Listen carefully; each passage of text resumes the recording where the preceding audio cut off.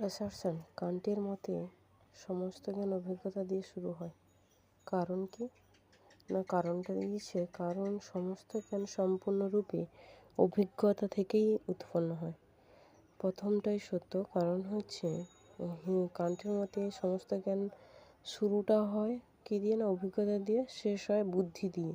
তাই সমস্ত জ্ঞান সম্পূর্ণরূপে অভিজ্ঞতা থেকে উৎপন্ন হয়, এই কথাটা ভুল। কারণ এরকম অনেক জ্ঞান আছে যেগুলো অভিজ্ঞতা থেকে হয় না।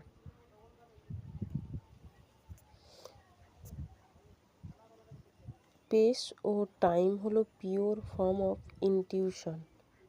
কারণটা হচ্ছে স্পেস ও টাইম অভিজ্ঞতা থেকে গঠিত ধারণা। এটা কি না, এ সত্য আর বি হচ্ছে মিথ্যা। কারণ স্পেস ও টাইম হচ্ছে বুদ্ধি থেকে উৎপন্ন।